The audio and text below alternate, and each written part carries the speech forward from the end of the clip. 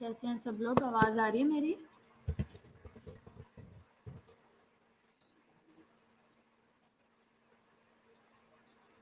अब आइए।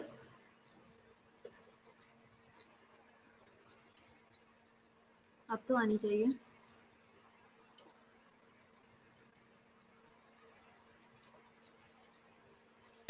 अच्छा, चलो ठीक है। उम्मीद है कि अब सबको आवाज़ ठीक आएगी।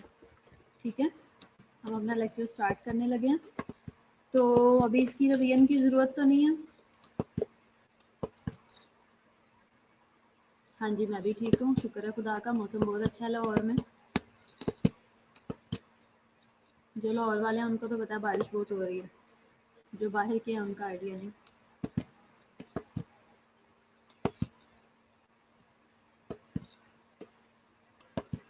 अच्छा, हमने पाकिस्तान में देख लिया था कि क्या हालात चल रहे हैं मेंटल हेल्थ से रिलेटेड। ठीक है,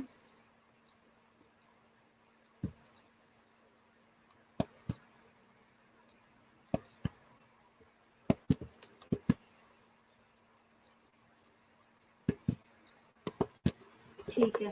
तो आप लोगों को कुछ याद है कि हमने क्या क्या पढ़ा था?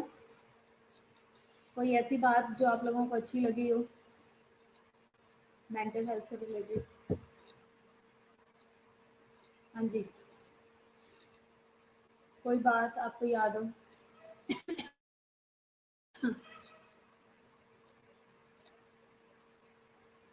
तो फिर क्या सोचा? मैंने टेक होम मैसेज दिया था आपको। मैंने आपको हर लेक्चर में टेक होम मैसेज दिया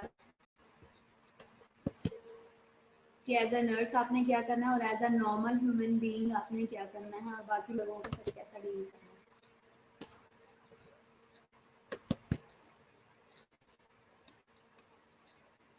मेंटल हेल्थ में इंटरेस्ट डेवलप हुआ है थोड़ा। ओके गुड, ये तो कॉम्प्लीमेंट है मेरे लिए। अच्छा, आप लोगों को मज़े की बात बताऊं, अगर ये हमारे लाइव लेक्चर्स होते ना, लाइव मीन्स के मैं आपके सामने होती, तो तुम मेरे साथ दूसरी तरह से क्वेश्चंस करते तो वो उसका ज़्यादा मज़ा आना था, उन्हें सीखना भी ज़्यादा था। तो अब चूंकि ये ऐसा है कि आप लोग सिर्फ चैट करते हो, वो भी मैसेज आप मुझे 5 मिनट पहले भेजते हो तो वो 5 मिनट बाद आता है, तो उसका उतना मज़ा नहीं है। ठीक है। अच्छा, आप लोगों ने काम करना है कि अगर कोई आप कमेंट नहीं भी करते हो तो हर एक बच्चा एक दफ़ा प्रेजेंट एक दफ़ा ज़रूर बोल दे। ठीक है। तो जब अटेंडेंस लगानी होती है तो वो बीच में से फिर मैसेजेस में फिर मुझे नाम का पता लग जाता है कि कौन कौन है, मुझे बार बार पूछना ना पड़े। ठीक है। चलो एनीवेज हम इसको कंटिन्यू करते हैं। ठीक है, दुआ करो सारे कि जल्दी जल्दी हमारे ओपनिंग वाले तो आ गए हैं, एग्ज़ाम भी दे रहे हैं। मेंटल ये देखो, मैं नर्सिस कब से स्टार्ट करती हैं तो फिर उसके बाद फिर हम इसको जब देखेंगे रूटीन में तो फिर मज़ा आएगा और जब पढ़ेंगे इसके बारे में। अच्छा, पाकिस्तान की हमने मेंटल हेल्थ देखी थी, ये क्या थी, लोग किस तरीके से स्टिग्मेटाइज कर देते हैं इस चीज़ को कि जो है ये मेंटल है, ये फलाना है, ये टमकाना है, और बेवजह ही, और फिर किसी का कोई भी इशू चल रहा है तो उसको कह देते हैं कि ये जो है ये इस पे इसके अंदर सुपर नेचुरल पावर हैं, आ गई हैं, ये कुछ इवल स्पिरिट्स का काम है, इसलिए ये ओवर पावरफुल हो गया और इस तरह से हम इसको डील करते हैं। तो ये चीज़ें जो हैं वो गलत हैं। अब आपको याद होगी, इसी हवाले से मैं आपको बताती हूँ, भूल भुलैया मूवी याद है आप लोगों को? पुरानी मूवी है, जब आप छोटे छोटे हो गए तब आई थी। तो भूल भुलैया में भी ऐसा ही था, उसको दोनों पॉइंट ऑफ व्यू से ट्रीट किया गया, और वो बेसिकली वो क्या थी कि वो मेंटली अपसेट हो चुकी थी और उसके अंदर स्प्लिट पर्सनालिटी आ चुकी हुई थी। तो वो एक टाइम में जो है वो मंजलिका भी बनी थी और एक ही टाइम में जो है वो क्या था कि वो नॉर्मल भी लड़की की तरफ बिहेव करती थी। तो बेसिकली वो साइकेट्रिक इलनेस में थी। और जब हम साइंस पे लोग ये कहते हैं ना, इसको अस्पताल ले जाके इन्होंने मार देना है, इसको झाड़ फूके की ज़रूरत है, इसको दुआ की ज़रूरत है। तो इस तरह के जो इश्यूज आते हैं, तो फिर दोनों चीज़ें जो है वो मिक्स हो जाती हैं और फिर क्या है, प्रॉब्लम सफ़र जो है वो पेशेंट करता है। तो हमें दोनों चीज़ों को बेसिकली आजकल मैं ये नहीं कहती कि साइंस का ही दौर है और ये चीज़ें एग्जिस्ट नहीं करती, ऐसा कुछ नहीं है, ये चीज़ें एग्जिस्ट करती हैं। और आजकल के दौर में मैं कहती हूँ कि जो बड़े कहते हैं और जो बुक्स में पढ़ा है कि आजकल के दौर में इतना ज़्यादा ये चीज़ें इतनी ज़्यादा हो गई हैं क्योंकि इंसाफ नहीं हुआ, फैसला नहीं हुआ, तो ये चीज़ें बढ़ती जा रही हैं और इंसान कम होते जा रहे हैं। तो ये प्रॉब्लम तो दुनिया में है, लेकिन ना तो हम इसे चैलेंज कर सकते हैं, ना हम इसे बहुत ज़्यादा एक्सेप्ट कर सकते हैं। तो हमें न्यूट्रल रह के चलना है। तो हम चूंकि मेडिकल के हैं, तो मेडिकल ये कहती है कि आपने जो है वो मेडिकल को ज़्यादा बिलीव करना है दुआओं के साथ साथ। ठीक है, तो क्या है कि पाकिस्तान का हमने हाल देख लिया था, हिस्ट्री हमने पढ़ ली थी मेंटल की। मेंटल की हिस्ट्री से रिलेटेड काफ़ी बच्चों के क्वेश्चन थे, अगर आज आप लोगों को याद है तो आप पूछ सकते हैं। है कोई क्वेश्चन आपका? हाँ जी बच्चों।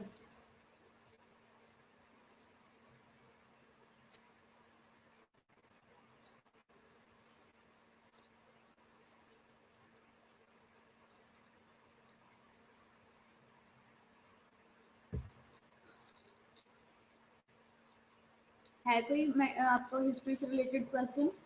चलो हम फिर इसको आगे करते हैं। अच्छा, इसके अलावा हमने सर्विसेज पढ़ ली थी। बिल ऑफ राइट्स आज हमने देखने थे कि पेशेंट्स के बिल ऑफ राइट्स क्या हैं। अच्छा, पेशेंट का राइट है, सबसे पहले मैं आपको थोड़ी थोड़ी ऐसी बातें हैं जो मैं आपको बताती हूँ। तो वो आपको मैं अपने एक्सपीरियंस की बता देती हूँ, जो मैं देखती हूँ रूटीन या जो मैंने देखी है उसके अकॉर्डिंग पेशेंट के राइट्स क्या हैं। पेशेंट का राइट ये है कि उसे साफ सुथरा खाना मिले। व्हाट्सएप में नहीं हो सकते, आपका एक गूगल अकाउंट बनाया है गूगल क्लासरूम का, वो ऑफिशियल है, आप उस पर करो। ठीक है, गूगल अकाउंट का बना हुआ है, गूगल क्लासरूम पे है, मैंने उसको कोड भेज दिया था, सबने उसको अभी तक ज्वाइन नहीं किया, आप सिर्फ उस पर कर सकते हो, मैं व्हाट्सएप पे आपको नहीं भेजूंगी। ठीक है, व्हाट्सएप पे इसलिए नहीं भेजना कि व्हाट्सएप की कम्युनिकेशन जो है वो हम दूसरी बात कर सकते हैं, वो इस तरह से ऑफिशियल क्लासेस के पॉइंट ऑफ व्यू से नहीं है। मैं उस पर मैसेज कन्वे कर सकती हूँ। अगर आपको कोई लेक्चर चाहिए या मैंने आपके टेस्ट लेने हैं तो वो सिर्फ गूगल क्लास पे होंगे, आप वहाँ पे उसको ज्वाइन करो, आपको हर चीज़ वहीं पे मिलेगी। और वो ऑफिशियल अकाउंट है, उसकी हम वीकली रिपोर्ट देते हैं, तो इसलिए आप सब उसको ज्वाइन करो। अगर कोई ज्वाइन नहीं करेगा तो उसको मार पड़ेगी। ठीक है, तो स्लाइड्स आपको सारी की सारी वहाँ से मिलेंगी। मैं जैसे ही मैंने ये लेक्चर वहाँ पे सेंड कर दिया हुआ है, प्लस आपको बुक सेंड कर दी हुई है। ठीक है, और इसके अलावा क्या है कि जो भी आपके क्वेश्चंस हैं, मैंने आप वहाँ पे टेस्ट डालूंगी, छोटी छोटी चीज़ें हैं, वो सब चीज़ें उसी से रिलेटेड हैं। अच्छा, एक बच्ची का क्वेश्चन आया है कि मेंटल हेल्थ में और साइकोलॉजी में क्या डिफरेंस है। अब मैंने आपको बताया था, फातिमा का मैसेज है। अब मेंटल इलनेस, ठीक है, और मेंटल हेल्थ और मेंटल इलनेस ये एक अलग चीज़ है। साइकोलॉजी क्या है, हमारी साइकी है, उसको समझना, उसको पढ़ना। एक हेल्दी पर्सन की आप की रूटीन हैबिट्स को, उसकी साइकोलॉजी को पढ़ने की कोशिश कर रहे हो तो वो साइकोलॉजी है। लेकिन अगर आप पेशेंट के का जो माइंड है, उसकी जो इलनेस है, उस पर काम करना चाह रहे हो, डिजीज पेशेंट की डिजीज्ड माइंड की, वो मेंटल हेल्थ है और वो मेंटल इलनेस है। मैंने आपको इसके बारे में डेफिनेशन भी पढ़ाई थी, बताई थी। मेरी जो अपनी अंडरस्टैंडिंग है ये मैंने आपको वो बताई है। ठीक है, तो लेकिन अब आगे आप एज अ डेफिनेशन, आप उसको डेफिनेशन के अंदर आप जिस मर्जी पॉइंट ऑफ व्यू से ले सकते हो। ठीक है, वो आपके ऊपर है।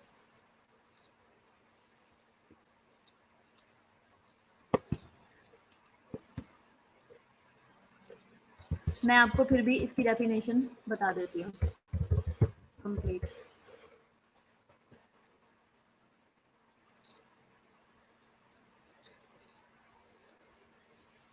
अच्छा, जो क्या है वो क्या है,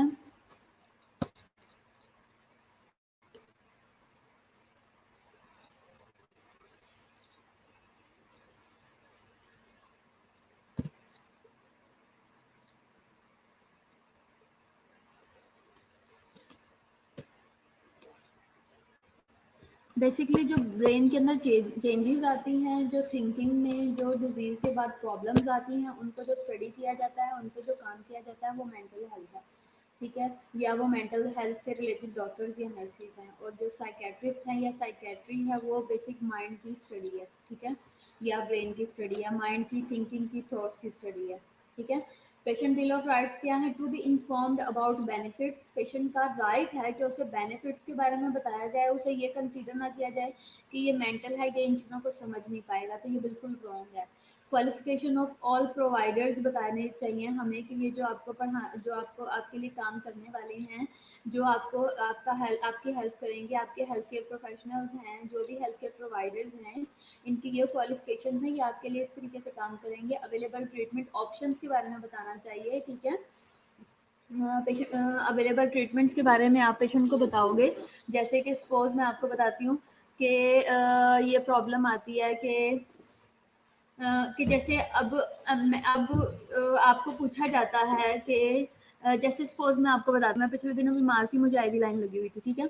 डॉक्टर ने मुझे कहा कि ओरल पे आ जाओ, डॉक्टर ने मुझे कहा कि ओरल पे आ जाओ, लेकिन मैंने कहा नहीं जी, मैंने आईवी ही लगवाना है, जो मर्जी हो जाए, ठीक है? तो ये क्या है, ये मेरा राइट था कि मैं ट्रीटमेंट का ऑप्शन ले सकूं कि मैंने क्या लेना है, ठीक है? तो आप लोग अपना वॉल्यूम तेज करो, मैं फुल वॉइस में बोल रही हूँ और रूम के अंदर आवाज गूंज रही है, ठीक है? स्लाइड्स मेरे पास तो शो हो रही हैं, आप लोगों के पास क्यों नहीं हो रही? मैंने अब मूव की है, अभी भी नहीं नजर आई आपको?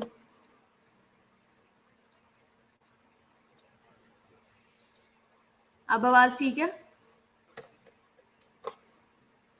आप थोड़ा सा अपने मोबाइल का वॉल्यूम चेक करो, मैं बहुत ज्यादा लाउड बोल रही हूँ।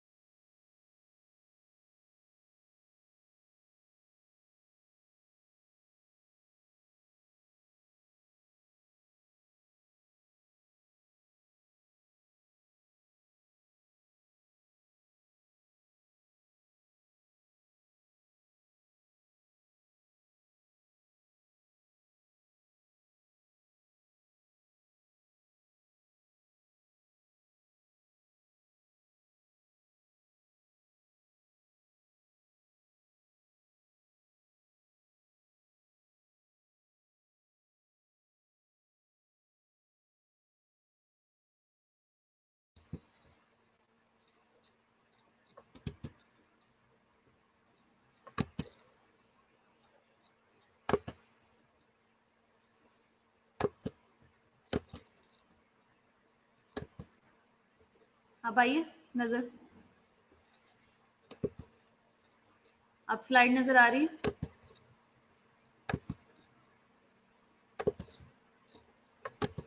हाँ जी, अब आ रही बच्चों? आप देख के बताओ।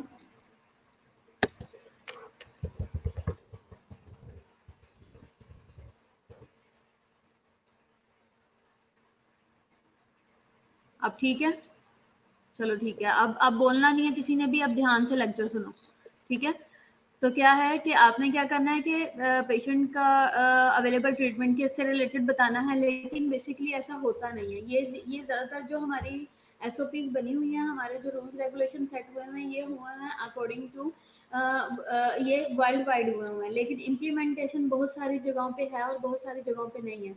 जैसे कि मैं आपको बताऊं कि मेंटल हॉस्पिटल में ऐसा नहीं है कि पेशेंट को ट्रीटमेंट की का ऑप्शन दिया जाए कि आप क्या ले सकते हो। हाँ, जो पेशेंट हमारे पास आते हैं ऐसी सिचुएशन में बहुत अग्रेसिव होते हैं, उनको इंजेक्शन लगना ही लगना होता है और अटेंडेंट को बता दिया जाता है कि इसको इंजेक्शन लगेगा लाजमी, तो इसको इस चीज़ की ज़रूरत है, आप हमारे साथ कोऑपरेट करो, और वो उस चीज़ को एक्सेप्ट कर लेते हैं, ठीक है?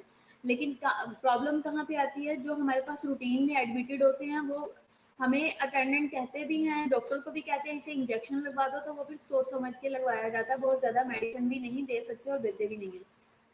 मतलब कि जो मेंटली इल है उनसे कभी भी ऑप्शन पूछा ही नहीं जाता। फिर उसके बाद and the appeals and the grievance procedures, ठीक है, जो भी चीज़ें रूटीन में उसकी चल रही हैं उससे रिलेटेड उसका जो भी रिक्वेस्ट करेगा, प्रोल पे जाना चाहता है, छुट्टी जाना चाहता है, ये सारी चीज़ें।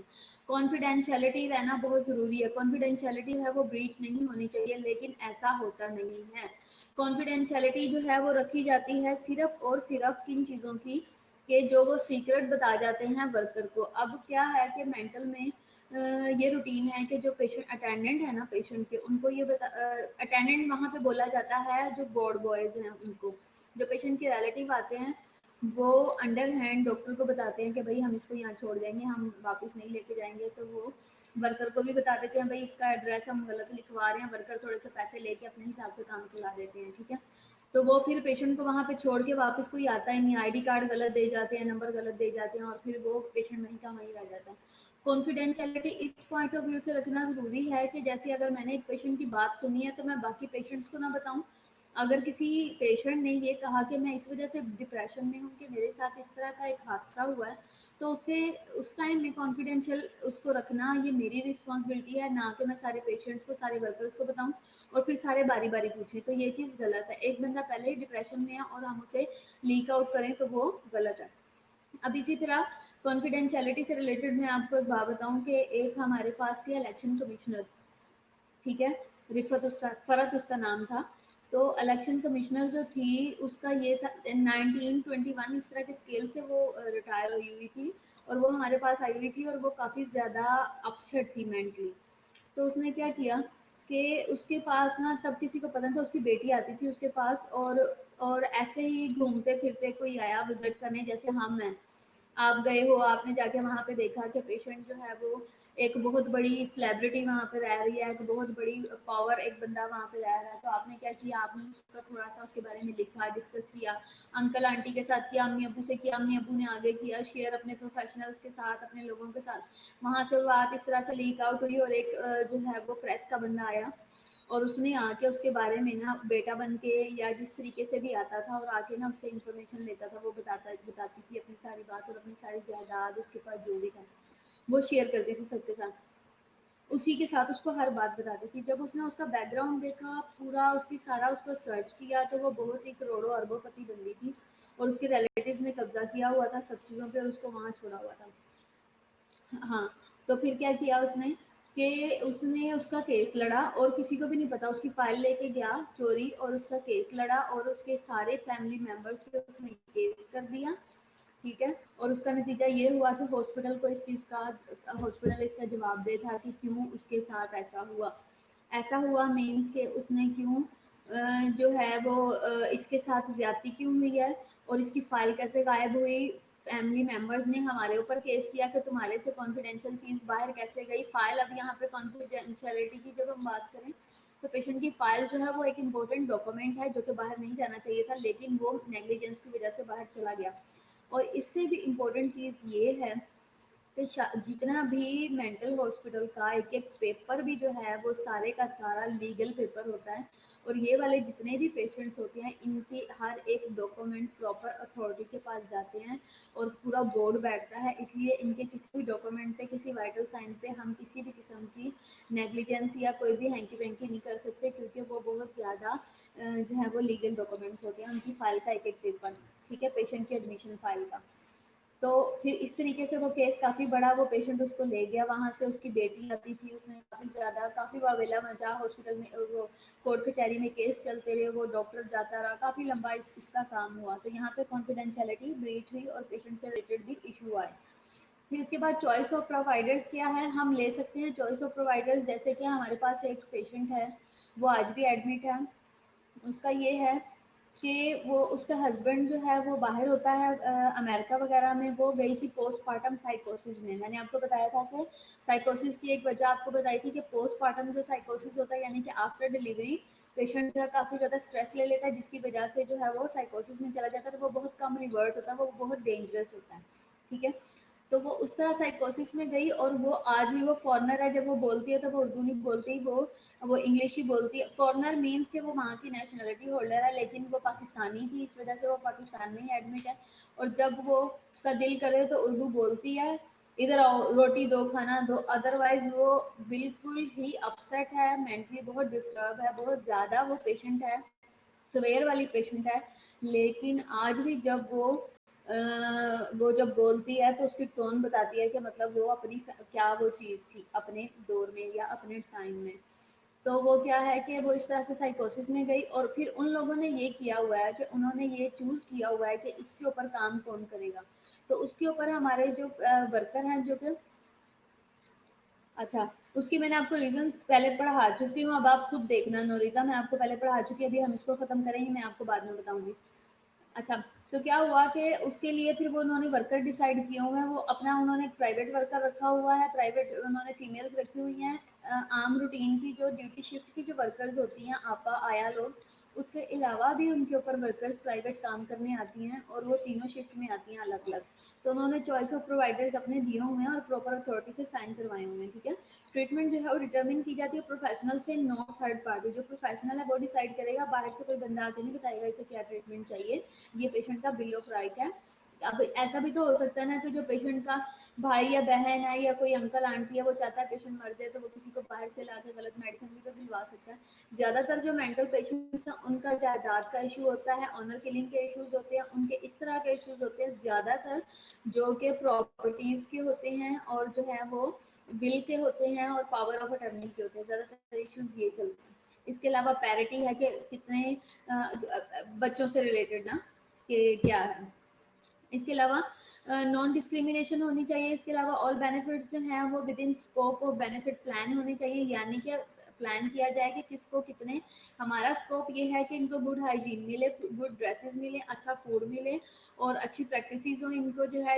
इसके अलावा रिक्रिएशन भी मिले और सर्विसेज अच्छी मिले, हेल्थ केयर प्रोवाइडर्स अच्छे मिले, ठीक है।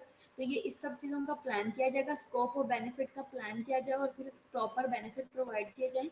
ट्रीटमेंट क्या है, that affords greatest protection and benefit. Treatment जो है वो अफोर्ड कर सके, उसका जो प्रोटेक्शन है वो ग्रेट होना चाहिए और उसके बेनिफिट भी ज़्यादा होने चाहिए। ट्रीटमेंट इस तरह के पॉइंट ऑफ व्यू से होनी चाहिए। फेयर और वैलिड ट्रीटमेंट रिव्यू प्रोसेस होना चाहिए, मतलब कि एक कमेटी बैठे और वो जब भी कोई ट्रीटमेंट एडवाइस की जाती है, नॉर्मली मेडिकल पेशेंट्स में ये करते हैं कि जब भी कोई ट्रीटमेंट एडवाइस की जाती है तो उसके लिए जो हमारे फार्माकोलॉजिस्ट होते हैं या जो हमारे जो फॉर्मा क्या बोलते हैं उन्हें, फार्मासिस्ट, ठीक है। हमारे जो फार्मासिस्ट होते हैं, हॉस्पिटल जो है, जैसे कि मैं आपको बताऊं तो शौकत खानम में है, हर एक बंदे की अपनी ड्यूटी है और उसने वो परफॉर्म करनी है। तो जो फार्मासिस्ट होते हैं उनकी रिस्पॉन्सिबिलिटी होती है कि जो मेडिसिन या ट्रीटमेंट एडवाइस की जा रही है वो उसको उस पर चेक एंड बैलेंस रखें कि क्या इसके बॉडी वेट के अकॉर्डिंग ये मेडिसिन सही है या गलत है। हम क्या करते हैं कि डॉक्टर लिख जाता है और नर्सिस के ऊपर छोड़ जाता है कि भाई तूने इसको फॉलो करना है, और अगर मैंने गलत लिख दिया तो सिस्टर आप क्या कर रही हैं, आपने हमें क्यों नहीं बताया, ठीक है। तो ये वाली जो प्रैक्टिस है ये रॉन्ग है। जो फार्मासिस्ट है उसकी ये रिस्पॉन्सिबिलिटी होती है कि अगर डॉक्टर लिख गया है 2 ग्राम बीडी या 2 ग्राम टीडीएस का इंजेक्शन, कोई भी उसको एंटीबायोटिक, तो क्या उसकी किडनी इतना अफोर्ड करते हैं इतना इतनी मेडिसिन को फिल्टर करना, क्या उसका लिवर अफोर्ड करता है इतनी मेडिसिन को फिल्टर करना। तो ये फार्मासिस्ट ने उसकी डोज देखनी है और वहीं पे उसकी करेक्शन करवानी है। जो पीएचसी है वो ये रेकमेंड करती है कि ऐसा होना चाहिए, लेकिन ऐसा होता नहीं है। इवन शालामार अपने आप में इतना ज़्यादा अप टू डेट और up to the mark hospital बनता है, लेकिन शालामार में भी ऐसा नहीं है। जो फार्मासिस्ट है वो क्या करते हैं कि वो जब वो होता है क्या बोलते हैं उसको, CQI, ठीक है। जब CQI होना होता है तब फार्मासिस्ट सारी फाइल्स मंगवा लेते हैं और सारी फाइल्स के ऊपर डोज देखना शुरू कर देते हैं। जब तक डोज मिल चुकी होती है और पेशेंट डिस्चार्ज हो चुके होते हैं, डिस्चार्ज पेशेंट का की फाइल की डॉक्यूमेंटेशन चेक करते हैं CQI में, ठीक है। और CQI क्या है कि हर 3 महीने के बाद जो है वो सब चीज़ें चेक होनी होती हैं, जो कि PHC करवाता है PHC के राउंड से पहले। तो इस तरह की रूटीन चल रही है, लोग इस तरह से काम करते हैं। फिर इसके बाद क्या है, ट्रीटमेंट प्रोफेशनल्स और जो पेयर्स हैं held accountable for an injury caused by gross incompetence, ठीक है, नेग्लिजेंस और क्लिनिकली इनजस्टिफाइड डिसीजंस जो लिए जाए। ट्रीटमेंट के जो प्रोफेशनल हैं या पेयर्स हैं जो कि पे कर रहे हैं उससे रिलेटेड, दोनों जो है वो अकाउंटेबल है फॉर इंजरी, ठीक है। जो कि उस पेशेंट के लिए जो पे कर रहा है वो भी, और प्लस जो है जो ट्रीटमेंट प्रोफेशनल है, जो कि ट्रीटमेंट एडवाइस कर रहा है, जो मेडिसिन दिलवा रहा है, जो काम कर रहा है, दोनों रिस्पॉन्सिबल हैं, अकाउंटेबल हैं, आंसरेबल हैं। क्यों? इंजरी के लिए, क्योंकि बाय ग्रॉस इनकम्पिटेंस, ठीक है, और नेग्लिजेंस की वजह से क्लिनिकली अनजस्टिफाइड डिसीजंस लिए गए हैं। और फैमिली इसके अंदर इन्वॉल्व कैसे होती है, रिलेटिव कैसे इन्वॉल्व होते हैं कि उनको आने से पहले अपने पेशेंट का, अपने हॉस्पिटल का जहाँ जा रहे हैं, अपने डॉक्टर्स का पता होना चाहिए। और जो लोग उनसे बिल्स ले रहे हैं, जो उनसे मेडिसिन का इतना इतने चार्ज करवा रहे हैं, उनको पता होना चाहिए कि हम ये गलत कर रहे हैं या सही कर रहे हैं। हमारी नेग्लिजेंस और हमारी इनकम्पिटेंस से पेशेंट कितना ज़्यादा सफ़र कर सकता है, अनजस्टिफाइड डिसीजंस हो सकते हैं। जैसे कि अब मैं आपको यहाँ पे एक और एग्जांपल देती हूँ। क्लिनिकली अनजस्टिफाइड डिसीजन की एक एग्जांपल है, आप सबको याद होगी, वो वाला, वो है ना, क्योंकि इतना प्यार तुमको करते हैं सनम, ठीक है। उसमें देखा है कि वो मेंटल होता नहीं है, लेकिन जानबूझ के जो लड़की का बाप है उसको मेंटल करने की कोशिश करता है। बेवजह लोगों को शौक दिए जाते हैं। कुछ ऐसी मूवीज हैं जिसमें जानबूझ के सजेशन दे के शौक दिए जाते हैं। जैसे कि वो है उसकी क्या नाम है लड़की का, क्या नाम है उसका, अकीरा मूवी है जो, उसमें उसको शौक लगा के जानबूझ के पागल करने की कोशिश करते हैं कि ये साइको, उसे इंजेक्शन लगा लगा के पागल शो करते हैं। क्यों? क्योंकि वो सच बोलती थी। तो इस तरह के जो क्लिनिकली अनजस्टिफाइड डिसीजन लिए जाते हैं वो बहुत ज़्यादा गलत है, ठीक है। और एक और इशू है,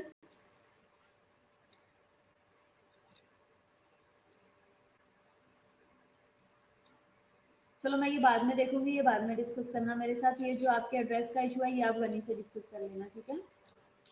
हाँ, तेरे नाम मूवी है, हाँ ऐसे ही तेरे नाम मूवी। हाँ, तेरे नाम में वो तो उसको चोट लगती है ना, हेड इंजरी होती है जिसकी वजह से हो जाता है। लेकिन ये वो है, क्यों क्या मूवी है मेरा ख्याल इसका नाम।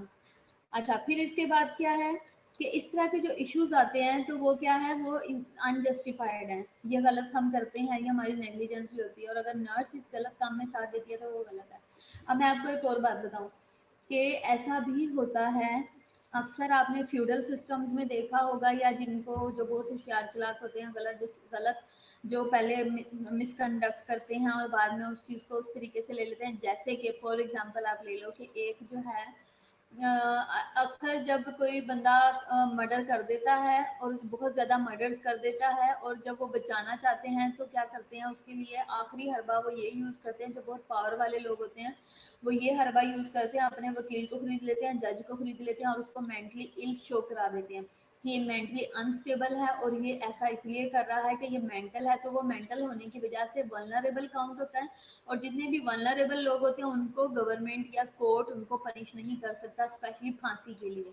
तो उनको फिर ये किया जाता है कि जो मर्डरर्स होते हैं उनको फिर जेल में रखा जाता है, और फिर उनके ऊपर पुलिस आती है और वो फिर वहाँ पे कैद रहते हैं। इससे ये होता है कि उनकी ज़िंदगी चलती रहती है, लेकिन वो फांसी से बच जाते हैं। फिर उनका ये होता है।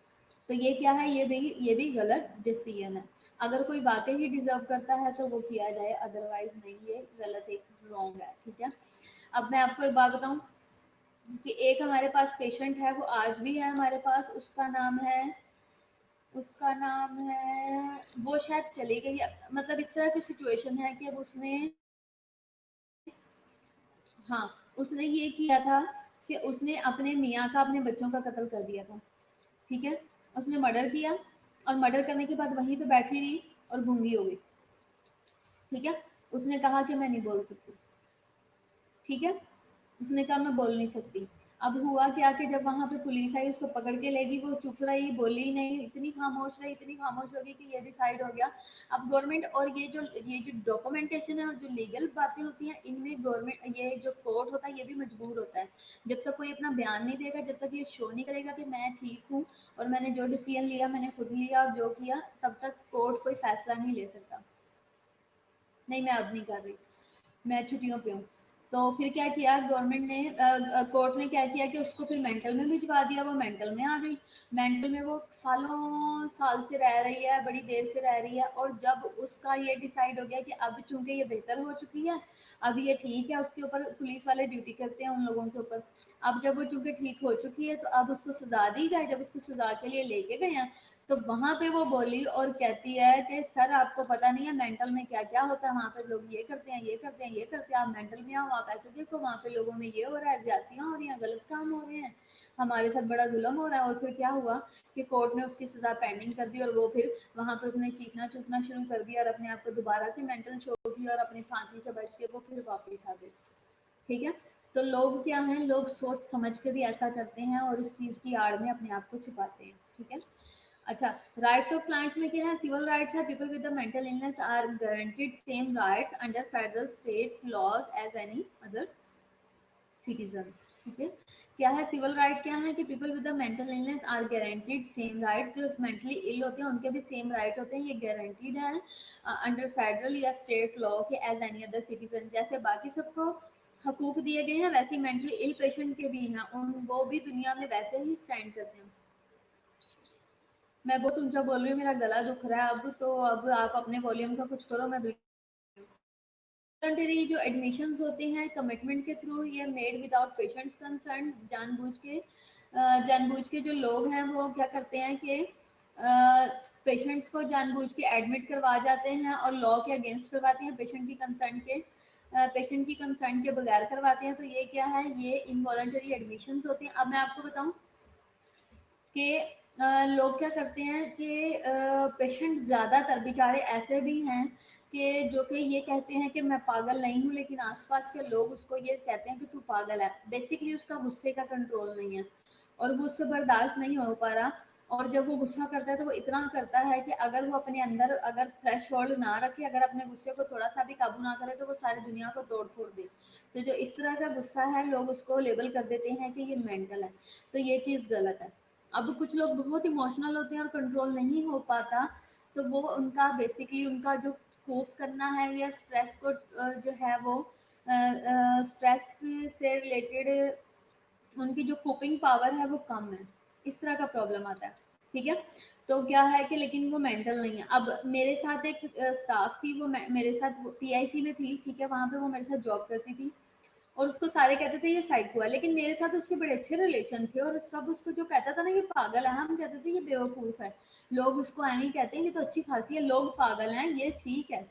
बड़े अच्छे हमारे उसका रिलेशन थे, खाना पीना बातचीत, ये वो आईसीयू में मेरे साथ थी वो।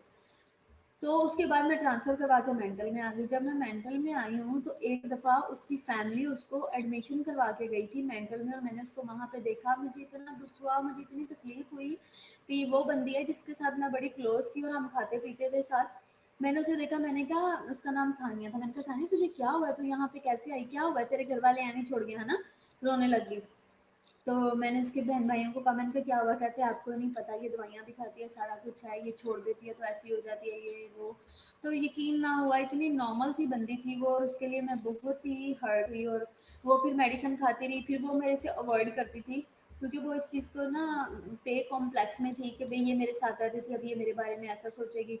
मैं उसके लिए खाना लाती थी, अब मैं साथ खाने की कोशिश करती थी लेकिन वो रिस्पॉन्स नहीं थी देती।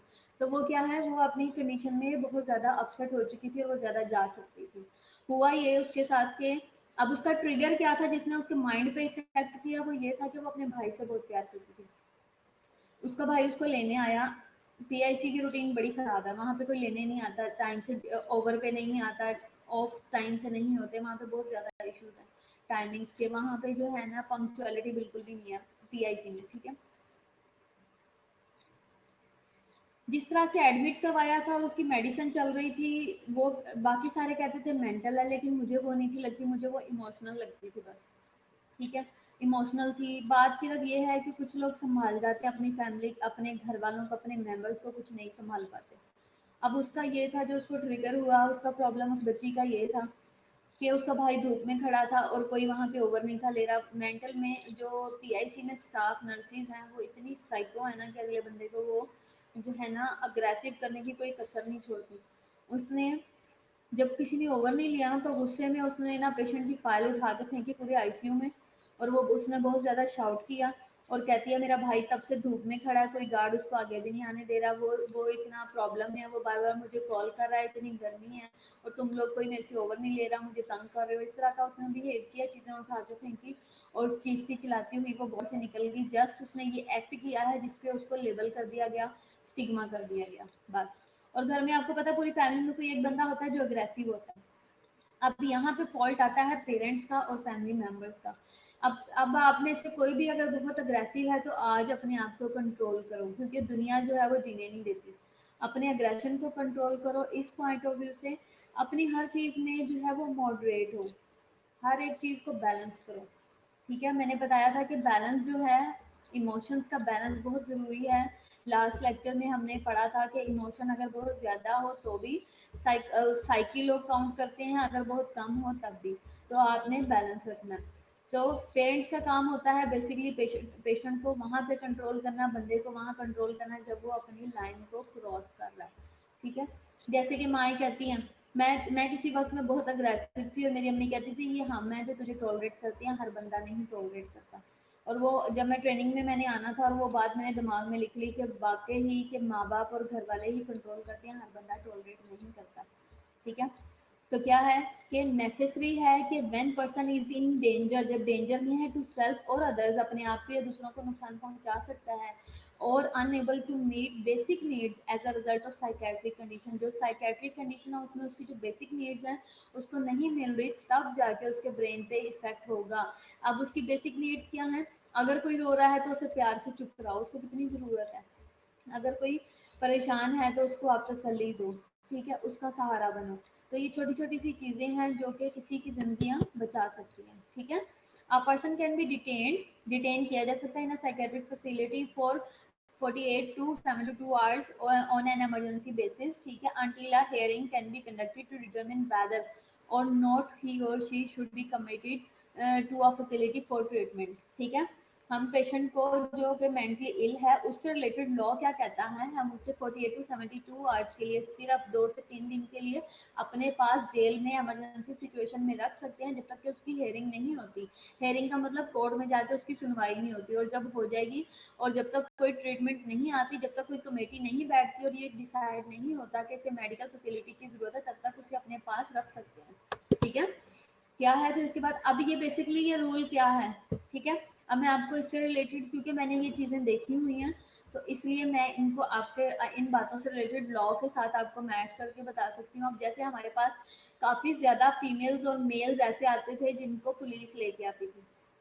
ठीक है, पुलिस कैसे लेके आती थी कि ये बाहर हमें मिला है, ये ऐसी कंडीशन में मिला है, ये दारुल मान में मिला है, इसका कोई नहीं है और ये मेंटली अपसेट है, तो इसे मेंटल की ज़रूरत है। कोर्ट बैठा, कमेटी बैठी, मेडिकल बोर्ड बैठा, उन्होंने ये डिसाइड किया कि ये मेंटली इल है, इसे फलानी जगह पे भेज दो, और फिर उसको वहाँ पे भेज दिया जाता है। अब जैसे कोई लावारिस मिला है और वो सही तरीके से अपना नाम पता भी नहीं बता सकता और जज किया जा रहा है कि ये मेंटली अपसेट है, तो वो मेंटल में आ जाता है। जिसका कोई भी बच्चा, बहन भाई, माँ बाप, कुछ नहीं, कोई नहीं मिल रहा होता और बहुत जगह छपवा देते हैं, तो वो मेंटल में देखने के लिए आते हैं। ठीक है, और वो पेशेंट टू पेशेंट जाके देखते हैं कि मेरा घर वाला जो है या मेरा जो रिलेटिव है वो हमें पहचान नहीं सकता, वो मेंटली डिस्टर्ब है, वो मेंटल के अंदर तो नहीं आ गया। तो इस तरह के बहुत सारे केसेस आते हैं। ठीक है, तो पुलिस उन्हें लेके आती है जब उनकी ये सारी 82 72 88 48 और 72 आवर्स का जब डिसाइड हो जाता है, टाइम गुजर चुका है, तो फिर उसके बाद वो हॉस्पिटल में ले आते हैं और वहाँ पे उसको फिर एडमिट करवा देते हैं। उसका रिकॉर्ड फिर जेल में भी रहता है और फिर उसका रिकॉर्ड हॉस्पिटल के अंदर भी रहता है। अच्छा, release from the release from the hospital में क्या है, patients have right to demand और ऑब्टेन रिलीज। ठीक है, पेशेंट का के पास राइट है कि वो डिमांड कर सके और रिलीज ऑब्टेन कर सके। ठीक है, हॉस्पिटल से। फिर उसके बाद है many state require patient submit written release notice to the staff. ठीक है, इसके लिए क्या है, ज़्यादातर जो स्टेट्स हैं वो ये डिमांड करती हैं कि वो जो है ना पेशेंट के सबमिट रिटन रिलीज जो है वो सबमिट करवाया जाए, प्रॉपर डॉक्यूमेंटेशन हो, और फिर उसके बाद हम ये प्रोसेस करें। ठीक है, फिर इसके बाद क्या है, मैंडेटरी जो आउट पेशेंट ट्रीटमेंट है, इसमें legally mandatory outpatient treatment जो है is the requirement that clients continue to participate in the treatment on an involuntary basis after their release from the hospital into the community. ठीक है, out patient treatment mandatory जो है वो क्या है, ये रिक्वायरमेंट है जो कि क्लाइंट ने कंटिन्यू रखनी होती है to participate in the treatment on an involuntary basis, कि उसने वॉलंटरली जो है वो हमारे ट्रीटमेंट के अंदर पार्टिसिपेट करना है। ठीक है, पार्टिसिपेट ऐसे करेगा, रिच इतने कोई भी नहीं होते, रिच वही होते हैं बेचारे जिनको जिनका जायदाद वगैरह का ज़्यादातर इशू आता है, उन बेचारों को इस तरह से सोच समझ के छोड़ दिया जाता है। कुछ वाकई भी मेंटली अपसेट होते हैं और डिफरेंट डिफरेंट सिचुएशंस होती हैं, और कुछ नशे की वजह से आ जाते हैं। नशा करने से उनका दिमाग इतना खुश्क हो जाता है, जो कि आम लफ्ज़ों में बोला जाता है, वो मेंटल स्टेट को सारा चेंज कर देता है। जो हीरोइन लोग पीते हैं ना, आपने सुना होगा, ड्रग्स जो लेते हैं, ये स्निफिंग वाली और ये वाली सारी जो मूवीज में लेते हैं, ये एक दफ़ा ले ली जाए ना, अगर एक दफ़ा, सिर्फ एक दफ़ा, एकदम से वो 50% से माइंड को 150-200 लेवल तक एकदम इतना पीक पॉइंट पे ले जाती है। फिर उसके बाद जब वापस लाती है ना, तो बंदे का वापस होश दोबारा बैलेंस होता ही नहीं है। वो जो जाता है ना एक दफ़ा, माइंड के अंदर जो चेंजेस आती हैं, वो सारी ज़िंदगी कभी बैलेंस ही नहीं हो पाती। इसलिए अगर किसी ने एक दफ़ा पी ली है ना, हीरोइन पी ली है, तो वो कभी ज़िंदगी में छोड़ नहीं पाता उसको। वो सारी ज़िंदगी उसका अडिक्ट रहता है, तो उसको बार बार उसकी नीड फिर रहती ही है, चाहे कुछ भी हो जाए। अच्छा, तो ये मैंडेटरी आउट पेशेंट ट्रीटमेंट में उन्होंने क्या है कि रिक्वायरमेंट है कि पेशेंट जो है वो अपनी पार्टिसिपेशन को, यानी कि ट्रीटमेंट जो है वो वॉलंटरली लेता रहे। फिर उसके बाद after their release from the hospital into the community, community में भी चला जाए, तो हम उसको इस बेस पे लीगली उसको इस बेस पे भेजा जाएगा कि भाई अगर हम इसको छुट्टी भी दे रहे हैं तो ये मेडिसिन लेता रहेगा, ये नहीं है कि ये मेडिसिन को छोड़ देगा और दूसरों के लिए नुकसानदेह साबित होगा। ऐसा बिल्कुल भी नहीं करना, इस तरह की उनसे कमिटमेंट ली जाती है। ठीक है, अब यहाँ पे बस करें। एक तो मैंने अटेंडेंस लेनी है, दूसरा क्या है कि थोड़ी सी बात कर लेते हैं इसी से रिलेटेड। अब मैं आपको बताऊं कि ये जो मैंने आपको बताया कि पेशेंट छोड़ के जाते हैं, पेशेंट को हॉस्पिटल छोड़ के जाता है, इसमें वो सॉरी पुलिस छोड़ के जाती है। इसमें इससे रिलेटेड मैं आपको एक बात बताती हूँ। एक हमारे पास पेशेंट थी सादिया, ठीक है, बहुत ही साहिवाल की कि पता नहीं उकाड़ा कहीं की थी वो, ठीक है। जब वो आई ना, बहुत अच्छा बोलती थी, बहुत पोलाइट बोलती थी, बड़ा प्यारा बोलती थी, ठीक है।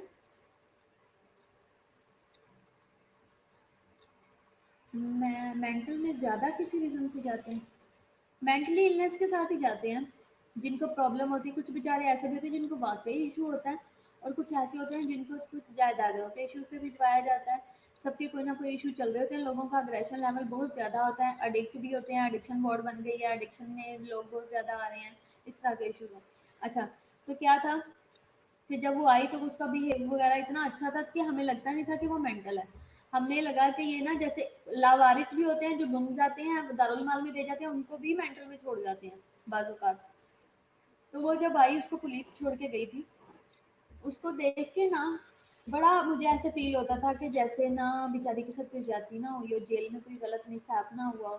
तो मैंने उससे पूछा, मैंने कहा सब ठीक था सादे, वहाँ पे ऐसे तो नहीं हुआ, लोग सही थे, पुलिस वालों ने बदतमीजी तो नहीं की, कोई मिसबिहेव तो नहीं किया? क्योंकि एक्चुअली जो मेंटल पेशेंट होते हैं ना, उन लोगों के साथ लोग बहुत ज्यादतियाँ करते हैं, गलत काम बहुत करते हैं, और उनके साथ जो है वो ज़्यादातर बहुत सारे गलत काम हो जाते हैं कि ये कौन सा किसी को बताएगा, ये बात माइंड में रखते हुए, ठीक है। तो इस तरह से हो जाता है। इससे रिलेटेड मैं आपको एक बात बताऊंगी फिर कभी।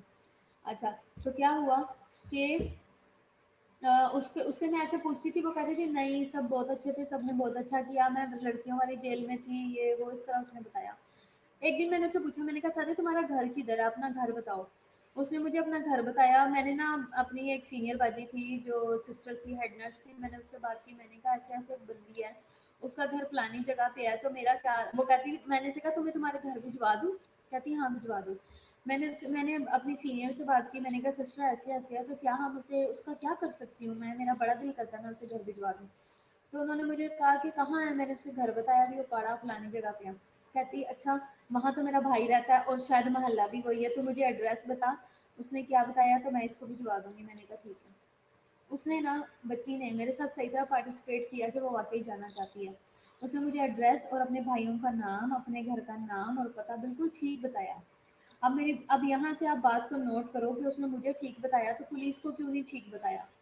आखिर पुलिस भी तो उसके घर छोड़ सकती थी ना, अगर वो प्रॉपर एड्रेस बता देती तो मैंने उसे कहा, मैंने कहा तुमने पुलिस को क्यों नहीं एड्रेस बताया, वो क्यों नहीं छोड़ने गए? तो उसको कोई जवाब नहीं था। मैंने सिस्टर को दिया एड्रेस, सिस्टर ने उसके घर कांटेक्ट किया, नंबर पूछा, नंबर पता नहीं सही था या नहीं था, मुझे अब याद नहीं है, लेकिन उसने जो है ना, उसने उसके घर कांटेक्ट कर लिया, उसके भाई ने वाकई ही कांटेक्ट कर लिया। और उसके घर वालों को जब कांटेक्ट हुआ और उसके घर वाले, जब मैंने उसे बताया ना तेरे घर, मैंने कहा सादिया 2 दिन बाद मुझे पता लगा कि भाई उसके घर बात हो चुकी है। मैंने सोचा, मैंने कहा सादिया आपके घर वाले आ रहे हैं और ना आपको ले जाएंगे। तो उसने तो भाई उसके तो फिट्स पड़ना शुरू हो गए, वो तो शुरू हो गई अपनी असली कंडीशन में आ गई। वो तो उसको फिट्स पड़े, उसकी आंखें बिल्कुल ऊपर चली गई और कांपना शुरू हो गई और अजीब सा वो बिहेव करने लग गई और उसने रोना शुरू कर दिया, चीज़ें तोड़नी शुरू कर दी, मैंने नहीं जाना, मैंने नहीं जाना, मैंने नहीं जाना, और अजीब सा वो बिहेव करे। और मैंने फिर उससे अवॉइड किया 2-3 दिन, मैंने फिर उसको डांटना शुरू किया और वो अजीब सा बिहेव करती थी, मेरे घर वालों को ना बुलाओ, मैंने नहीं जाना, रोती रहती थी, मैंने नहीं जाना। और फिर जब उसका नाम भी ये नहीं था, उसका नाम कुछ और था, मुझे अब नाम उसका याद नहीं है, उसने अपना नाम सादिया बताया था। ये लोग अपना नाम भी गलत बताते हैं, ये वैसे मेंटल होते हैं, लेकिन इनको अक्ल इतनी होती है कि हमने नाम गलत बताना है। तो उसने अपना नाम गलत बताया था, फाइल भी गलत नाम से बनी हुई थी, तो ताकि कोई ढूंढ ना सके। जब उसके घर बात हुई तो उसने कहा सादिया, उन्होंने बताया उसके माँ बाप ने कि सादिया नाम की नहीं है, इस नाम की हमारी बच्ची है, शाजिया के सफिया क्या नाम था, इस नाम की बच्ची है और वो तो बड़ी हमारी देर से घूमी हुई है, हमारे साथ वो साहिवाल गई थी और वो कह रही थी मैं पानी पीने जा रही हूँ और वो वहां से भाग गई। तो इस तरह से उसने किया था। तो जब उसके घर वाले लेने आए तो वो फिर उसको लेके गए और उसको समझाया कि भाई इसका ख्याल रखो, ये ऐसे चली गई थी और फिर इस तरीके से वो बच्ची अपने घर चली गई। ठीक है। तो जो मेंटली इल होते हैं, जिनके, अब आप ये देख लो कि यहाँ से अंदाजा लगा लो कि माँ बाप को तकलीफ देना और ये सोचना कि मैंने निकलना ही निकलना है, पता नहीं उसके माइंड में क्या था बेचारे के, क्यों निकली थी, क्यों उसने ऐसा किया। तो कुछ लोग पागल होते हैं और कुछ मन पागल होते हैं। मेरी अम्मी कहती है मन पागल होते हैं जो जानबूझ के बने होते हैं अपने बेनिफिट्स के लिए और अपनी चीज़ों के लिए। अब वो अपने घर से निकली, क्यों निकली कुछ नहीं पता, क्यों उसने ऐसा किया। जब आप मेंटल में विजिट करोगे इतने सारे बच्चे आपको मिलेंगे, बच्चे कह रही हूँ, वो मिलेंगे, इतने सारे पेशेंट्स आपको मिलेंगे, इस तरह के होंगे, आप देख के कहोगे ये तो पागल है ही नहीं है, ये तो जानबूझ के कर रहा है, लेकिन उनको सालों साल गुजर चुका हुआ है। ठीक है। वो बड़े देर से वहाँ पे रह रहे हैं, 85 से 75 से 70 से 65 से इतने सालों से लोग रह रहे हैं और वहाँ पे अभी भी हैं। ठीक है।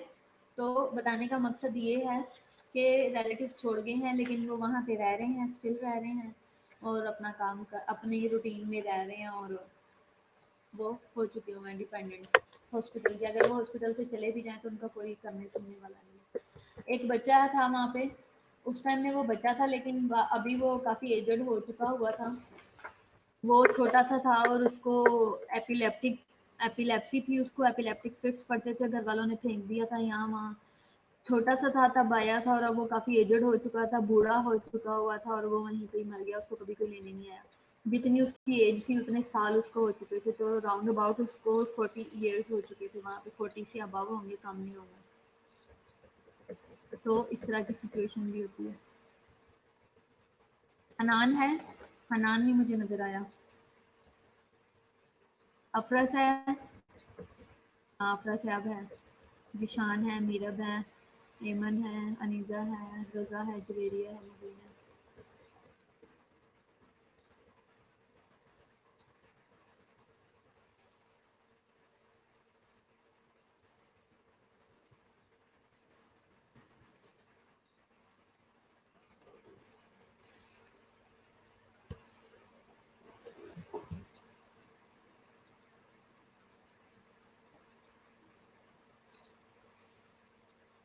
अरे वो है, हनान है ना, हनान का मैसेज में मुझे कोई नज़र आया।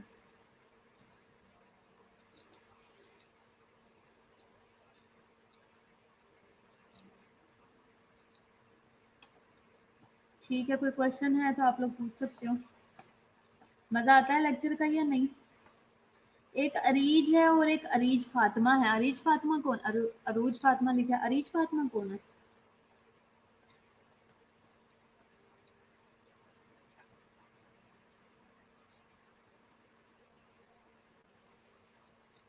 एक मरियम मुख्तार है और एक मरियम है, मरियम नायाब है, मरियम मुख्तार भी है। ठीक है।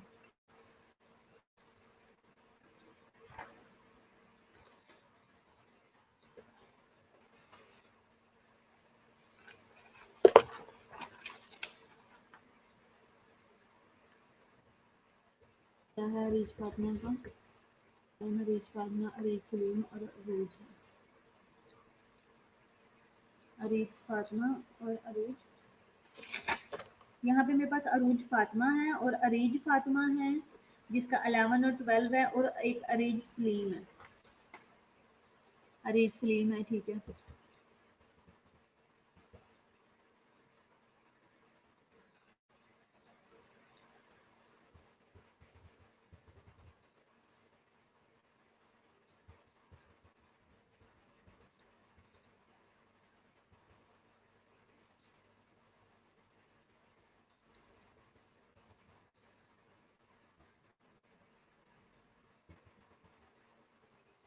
दो ये अरीज भी हैं, मेरा भी मेरे ख्याल दो हैं।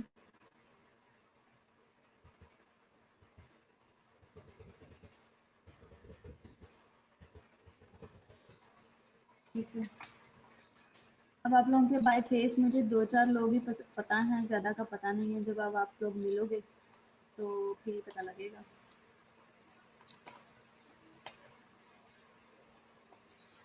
प्रेनिका का आज मैसेज नहीं आया, प्रेनिका नहीं है आज।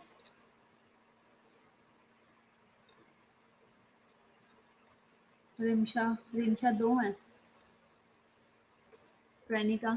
चलो बच्चों, मैं एंड कर रही हूँ लेक्चर को। अपना ख्याल रखो, पढ़ते रहो, अच्छी अच्छी रिवीजन करो, ठीक है। गूगल क्लास सब लोग ज्वाइन करो। बाय।